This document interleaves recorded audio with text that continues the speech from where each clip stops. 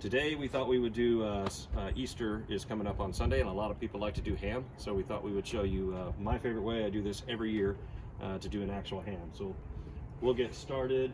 I've got some things going here already. I put a can of Dr. Pepper. We're going to make a glaze for this particular recipe, so I've got some Dr. Pepper that's warming up in this saucepan here, so we'll get to that. But first we're going to talk about the actual ham itself. This is a spiral cut ham. Not what I normally choose. This would not be my top preference, but in today's times, I mean, you take what you can get when you go to the grocery store. So it's a spiral cut ham, and what has actually been done here is we scored it basically. So you basically make a diamond pattern, and then we have cloves, and the cloves are on the point of each diamond. So as this cooks, you're going to see why that's an important step when we start glazing it, that's going to kind of separate. And we'll have some separations where that's actually already pre-cut with a spiral cut, but again, that's an 8-pound ham. You kind of take what you can get. So a couple things we're going to use. This setup here first is the V-rack with the drip pan. You can use this for all kinds of things, prime rib, different roasts. Works great for that. So everything, when I start basting, it's going to fall down into that pan, and I'm not making a huge mess. Gives a little bit of airflow underneath the ham as well. You could turn this rack also, if you turn it upside down, it becomes a rib rack. So it actually holds, you can do 6 slabs of ribs on the egg. So another little trick here I've got set up. We're at 345 degrees. I'm going to let that kind of dial down to 325 for this recipe. You can go slower than that on a ham. If you wanted to do 250 degrees, you can as well. But we're going to shoot for 325, so that'll come down here shortly. This has 2 probes. I've got this one ready to go in the meat, and I'm going to plug it in here. So it's reading 345 on the internal temperature of the egg. And then when I plug this in, we're going to actually keep an eye on the internal temperature of the ham. The reason why I'm doing that, it's beautiful outside today. Who knows what Sunday's going to bring. If you're doing your ham on Sunday, it could be cold. I think it might be rain in the forecast. At that case, I'd rather probably watch from inside. So I just want to kind of figure out where the center of the ham is going to be and measure that off. Get right down in the middle, make sure it don't hit the bone, and just get it to about there, should be dead center. We will go ahead and plug this into our thermometer. These are pretty cool. You can change. I didn't even mess with it today. I think it's going to say lamb. I think it's going to say lamb up there, and then the internal temperature is 342 in the egg and 41 degrees in the center of the ham. So we're going to shoot, basically ham is already cooked, we're warming it up. So we're going to shoot for an internal temperature of about 140 degrees. So that's going to take a little while to get there, but this is handy. You can take this anywhere in the house, 300-foot range, and I can watch both. Okay, so this would go inside. Let's set it over there so I don't forget to take it inside. And we're going to go ahead and put the ham on. I'll kind of show you our setup. You see the smoke coming out. That is, just got a fresh new container of the black cherry flavor of the smoker bricks. I want to show something too, if it'll show up on camera. You can see that. I didn't put that in there. That is literally, these are bourbon infused blocks of wood that they use to get the flavor into the actual bourbon. And that actually is so this is not like your Jack Daniel's chips where it's kind of dry and ground up. It has a little bit of flavor to it. These things are just outstanding. You can use whatever smoking wood that you want to. I would say go light. You don't want to go crazy on a ham. So I put 4 of these little chunks in here. That's the smoke that's coming out. So I've got my V-rack, my drip pan. It's easier if you do this after. So you know exactly where you want your wire to go. I'm going to get that center right in the middle there. You can see we've got our convector, our smoke. We're running at 320, shooting for 325 degrees. And then I'll just run this wire along here so it comes out close to my transmitter, and then that'll give a reading. So that obviously it just went down because I opened the lid. That'll come up. We're 36 degrees inside that ham, shooting for 140. Okay, so we'll move over here. What I've got here is my skillet going on the Mini Max, or not my skillet, I'm sorry, my pan, and I've got a can of Dr. Pepper. This recipe is so good, and it's going to make it smell pretty good out here too. So my ingredients that are going to go in: 3 full cups of brown sugar. You did put Dr. Pepper in already? Yes, Dr. Pepper. This is an empty can. Sorry. You can see. I wanted to get that started because this actually has to reduce. Actually, let's do our brown sugar next.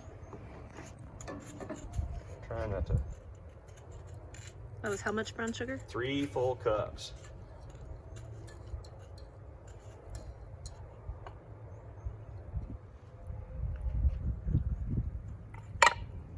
A lot of brown sugar. This is going to make a glaze. It's got a red color to it. You'll see. We'll go off while this is cooking later, and then come back so you can see the finished product. So here I have 3 tablespoons of apple cider vinegar, and then a half a cup of spicy brown mustard.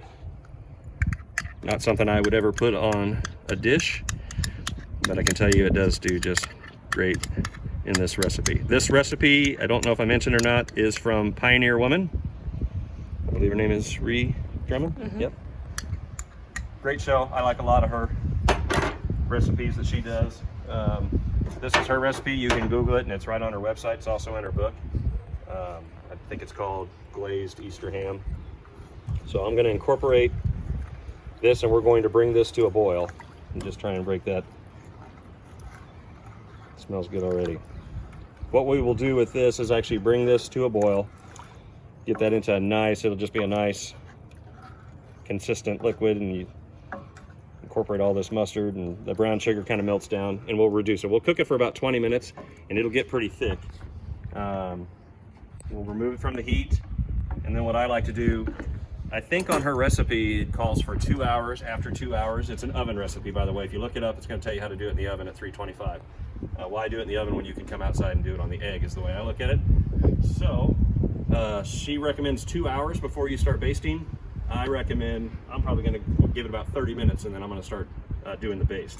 So what I'll do is that will reduce down. Then I've got this handy little, I can even put this on the egg sometimes to keep it warm. Put it in here, and then I've got my basting brush. So once we get to that point, while we're not on video during that time frame, every 20 minutes I will baste the outside of the ham to try and get a glaze. Okay, so we'll let that start warming up here. Starting to look pretty good here. What are your temperature control tricks? Yeah, we mentioned that before on the, just as a rule of thumb. Let me put a cap on here to show you. Most people have the other cap.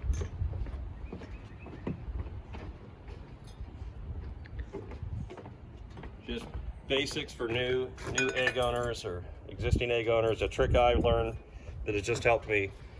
So with this, with the holes open, because this will slide as well, we don't want to do that. Just with the holes open, like so, on this setup, one credit card opening down here at the bottom once the egg is lit.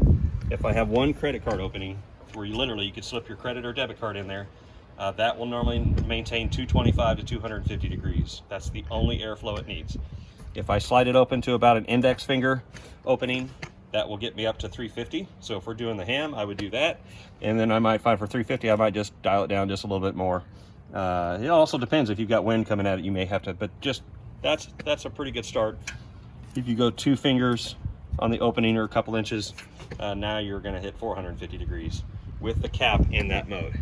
And then as you wanna go up from there, the more you increase the airflow on the bottom or start letting more airflow out the top, you're going to increase your temperature.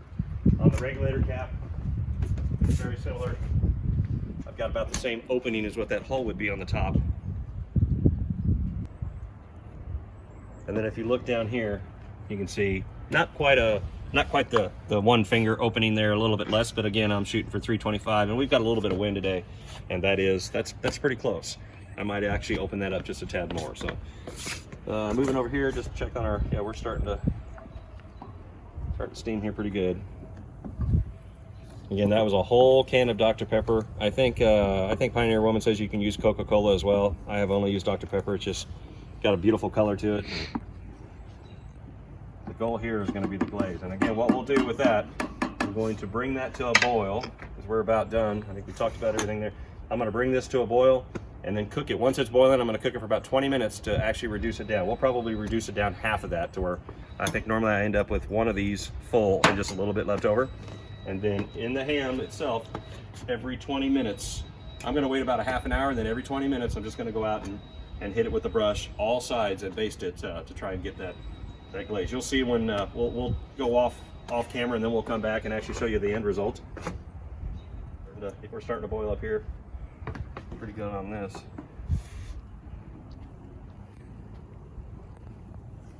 We are now complete. It's been about 3 hours, I think just over 3 hours since we since we put everything on. So we talked about, I've got the other the receiver is inside, but we're reading 329 still on the inside of the egg and 144 degrees on the actual ham itself. So shooting for 140 is done, so 144 is perfect. Again, ham is cooked, it's just a matter of reheating it. So this is nice, it's out here if we're outside, but we're able to keep an eye on it while we were indoors. And the ham is now finished. So we'll go ahead and pull that off. I did want to show, because we showed you how to make the glaze earlier. We still have plenty of this left over. I don't know if you can see how that thickens up.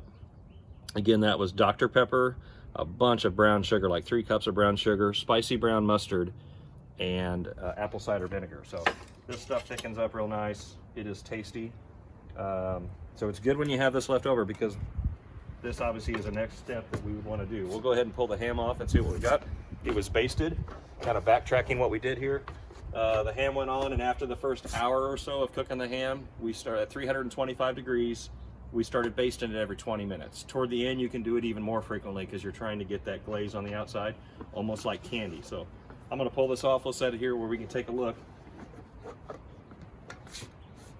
Again, just a little over 3 hours. Yeah, that's beautiful. So we've got our V-rack here with our drip pan that kind of caught all those drippings. Nice clean up a real breeze. Get both sides there. You can see where we scored it. Now again, this is a spiral cut ham, so it's already sliced. But as we mentioned, nowadays at the grocery store, you take what you can get.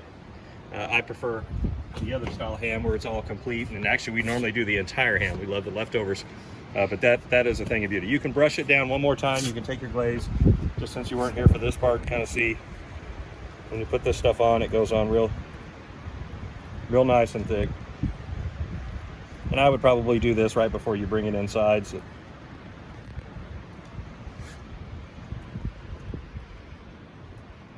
And this stuff is just tasty. At this point in time, what I would do is take it inside, let it cool for just a minute, and then remove the ham from, we'd go ahead and remove it from here, carve up all the slices. I would put it on a serving platter with all the slices ready to go for our guest, and then use that sauce and kind of pour that over so that it's on every slice of ham when they pull it off. So there's our completed glazed Easter ham, Pioneer Woman recipe. We'll get some close-ups here. We're not gonna carve into that. It's pretty hot right now, so we won't do our normal virtual bite, but